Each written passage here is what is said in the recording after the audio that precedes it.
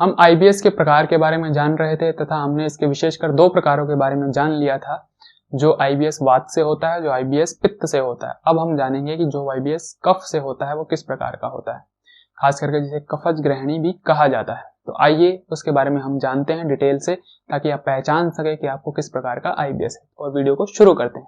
सादर प्रणाम, मैं विशाल एक बार पुनः स्वागत करता हूं आपका अपने यूट्यूब चैनल सनातन मार्ग पर। आईबीएस या इरिटेबल बाउल सिंड्रोम, जिसमें हम आज बात करेंगे कफज ग्रहणी, जो कि कफ की विकृति से या कफ की वृद्धि के कारण होती है। अब कफ में विकृति या वृद्धि होती क्यों है, उसके बारे में महर्षि चरक ऐसा कहते हैं। इसके कुछ कारण होते हैं। कारण में सबसे विशेष कारण होते हैं बहुत ज्यादा भारी भोजन करना। भारी आहार, जो भी ये पनीर वनीर दूध दही ये सब होते हैं, बहुत ज्यादा भारी होते हैं। मिल्क प्रोडक्ट, मीठी चीजें भारी होती हैं। जो भी ये भारी चीजें होती हैं, चॉकलेट आइसक्रीम वगैरह, इन सब का हम निरंतर सेवन करते हैं। निरंतर यानी लगातार, बिना किसी दिन गैप दिए, या गैप भी देते हैं तो एक आध दिन बड़ी मजबूरी में। इस तरह से जब हम भारी भोजन करते हैं, बहुत ज्यादा काम वाम नहीं करते हैं, उसे पचाने की क्षमता नहीं होती है हमारे लिए, तो जाके ये आईबीएस क्रिएट करने वाली होती है। फिर भारी भोजन के बाद कहते हैं स्निग्ध, यानी कि चिकने आहार, जिसमें तेल बहुत ज्यादा होता है, फैटी, ऑयली, इस तरह के भोजन भी जो हम निरंतर सेवन करते हैं, तो ये भी कफज ग्रहणी का कारण होता है। उसके बाद शीतल आहार, ठंडे आहार, जैसे आइसक्रीम का बहुत ज्यादा सेवन करना, पानी भी पी रहे हैं तो ठंडा ही फ्रिज से निकाल के पी रहे हैं।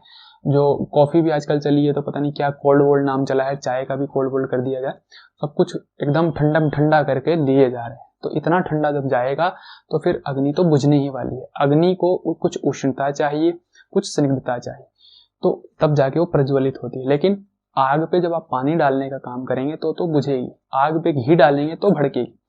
तो आप आग पे घी की वजह जब पानी डालेंगे, यानी ठंडक चीजें बहुत ज्यादा देंगे उसे, तो वो बुझने वाली है। तो ठंडी चीजें, भारी चीजें, चिकनी चीजें, ये तीनों ही चीजें कफ को बढ़ाने वाली होती है। फिर उसके बाद बात करें कि बहुत ज्यादा भोजन करना, भूख की क्षमता से ज्यादा भोजन करना।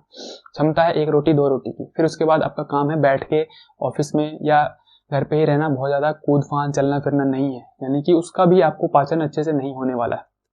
लेकिन फिर भी खाना खाया तो कुछ ये खा लिया, कुछ वो खा लिया, फिर बाद में चाय पी ली, फिर कुछ नमकीन खा लिया, जो भी आप मुंह चलता ही रहता है व्यक्तियों का। तो उस तरह का जो काम करने वाले होते हैं, बहुत ज्यादा भोजन करने वाले होते हैं, उनके साथ भी यही होता है, अग्नि मंद हो जाती है। और फिर वो कहते हैं खाते ही सोना। आपने खाना खाया, एकदम सीधा लंबे हो गए। रात में 11-12 बजे लोग खाते हैं, पहले तो पूरा भर के खाते हैं, पूरे दिन का भड़ास निकालते हैं भोजन पे। भोजन किया, थाली वहीं बेड के बगल में रखी और पसर गए। इस तरह से जो करते हैं, देखिए मैं उनको नहीं कह रहा जो दिन में बहुत ज्यादा श्रम करते हैं, परिश्रम करते हैं, उनकी उस वक्त भूख बहुत अच्छी होती है, उनके लिए ये सब नियम उतने ज्यादा चलते नहीं है। क्यों? क्योंकि आयुर्वेद भी कहता है कि जो बहुत ज्यादा परिश्रम वाले लोग होते हैं उनके लिए बहुत ज्यादा नियम कानून नहीं होते हैं, क्योंकि ऑटोमेटिक वो सब पचाते रहते हैं।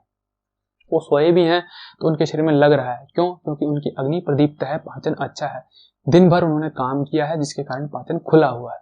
लेकिन दिन भर आप बैठ के आए हैं, सिर्फ स्वाद के चक्कर में भरपेट खाया और रात में सो गए, तो वो भी बहुत खराब होता है। इसी कारणों से कफज ग्रहणी होती है। फिर इसके कुछ लक्षणों की बात करते हैं कि भोजन बड़ी ही कठिनाई या दुख पूर्वक पचता है। जैसे किसी टोपिये में आपने कुछ पकने को रखा गैस के ऊपर और गैस खत्म हो गई, या गैस बहुत ही धीमी हो गई, इतनी धीमी कि उसमें आंच बहुत ज्यादा लग ही नहीं रही। तो इस तरह से सोचिए कि वो कब तक पकेगा। वो रात तक भी, या कहीं की गैस खत्म भी हो जाए तो भी नहीं पकने वाला है।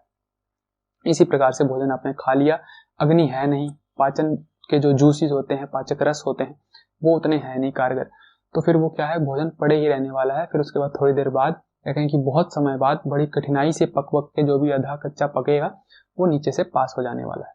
तो आपको ऐसा लगेगा पेट में कुछ भारी भारी पड़ा हुआ है, 6 घंटे बाद भी, 8 घंटे बाद भी खुल के भूख नहीं लगने वाली, क्योंकि जो भोजन अच्छे से पच जाता है, शरीर हल्का हो जाता है, उद्गार डकार बहुत अच्छी आती है, गैसेस वगैरह आराम से पास हो जाती है, किसी में कुछ स्मेल वगैरह नहीं होती है, तो वो नहीं होगा आपको।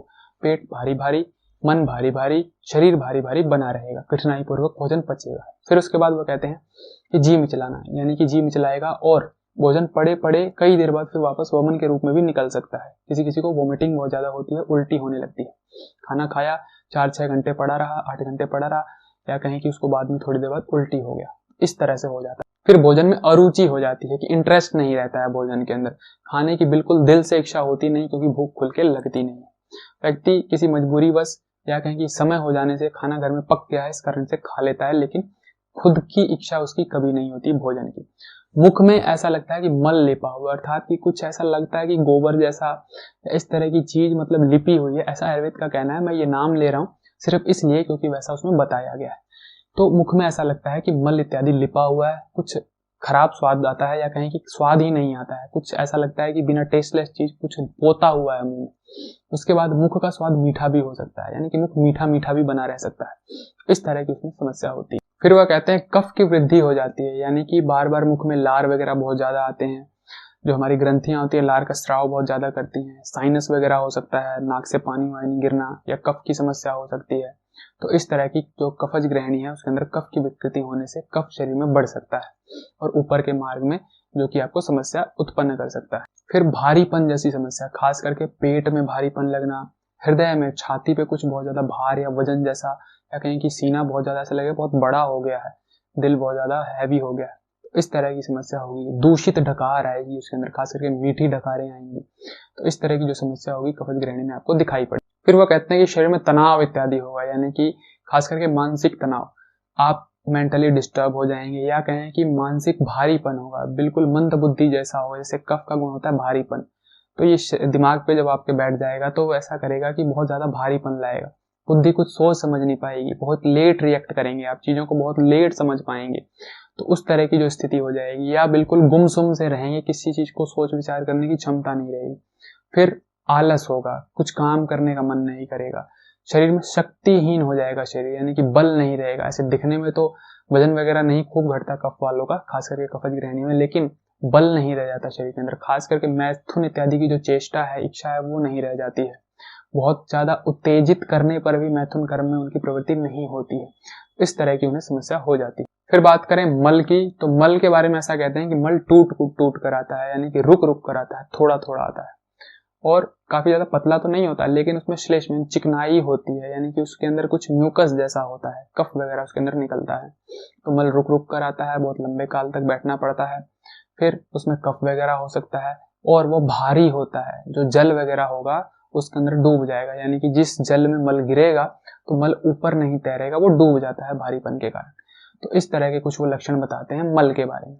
और शरीर इनका घटता नहीं है, कमजोरी तो आती है इनके अंदर, पर शरीर जल्दी घटता नहीं। खास करके वात विकार में शरीर जल्दी घट जाता है, उसके अंदर दुर्बलता के साथ साथ वजन भी कम हो जाता है, परंतु देखने में इनका वजन जल्दी से घटता नहीं है, और इनके अंदर ताकत की कमी आ जाती है। तो इस प्रकार की ये सभी लक्षण जो है आपको कफज ग्रहणी में दिखने वाले हैं। इसके अंदर कॉन्स्टिपेशन जैसी समस्या होती है, सिचुएशन हो सकती है। कई बार कई लोगों को 2-2 दिन 3-3 दिनों तक मल जो होता है नहीं आता है, या कहें कि 4-4 5-5 दिन तक मैंने देखा हुआ है। जो आईबीएस के अंदर क्या होता है, मल शरीर के अंदर ही रुका रहता है, उसके बाहर आने की प्रवृत्ति ही नहीं होती है। तो ऐसी समस्या आपको दिखाई पड़ सकती है। इतना कड़क हो जाता है मल की, कई बार लोग उंगली वगैरह से निकालते हैं, तो ऐसी सिचुएशन बन पड़ती है। तो ये भी इसके अंदर हो सकता है। तो इन सभी लक्षणों से आप पहचान सकते हैं कि आपको किस प्रकार से ग्रहणी है, या कहें कि पातज है, पित्तज है, कफज है। फिर सन्नी पातक जो होती है, यानी कि त्रिदोष से, उसके अंदर सभी लक्षण दिखाई पड़ते हैं, यानी कि जो वात वाले हैं, पित्त वाले हैं, कफ वाले, सभी का मतलब जितने बताए हैं उतने नहीं, लेकिन तीनों के ही लक्षण, पित्तज के भी लक्षण दिखाई देंगे, गर्मी इत्यादि के, कफज के भी दिखाई देंगे, भारीपन इत्यादि के, वातज के भी दिखाई देंगे, जो कि गुल्म गोला वगैरह बनना, गैसेस बनना, ऐसी समस्या होगी। तो वो तीनों ही लक्षण जो दिखाई देंगे तो समझ लीजिए कि आपको जो तीनों दोष कुपित हो गया है, संग्रहणी इत्यादि की समस्या हो गई है। तो इस तरह से आप पहचान सकते हैं। आगे हम इनके समाधान की भी एक एक करके बात करते चलेंगे कि किस प्रकार से कौन कौन सी ग्रहणियों में विशेषकर क्या क्या हमें करना चाहिए। इसी प्रकार की ज्ञानवर्धक स्वास्थ्यवर्धक जानकारियों के लिए हमारे साथ जुड़े रहें, चैनल को सब्सक्राइब कर दें, बेल आइकन का बटन दबा दें, ताकि आने वाली नोटिफिकेशन आपके पास समय पर पहुंचे। आज के लिए विदा लेते हैं, सादर प्रणाम।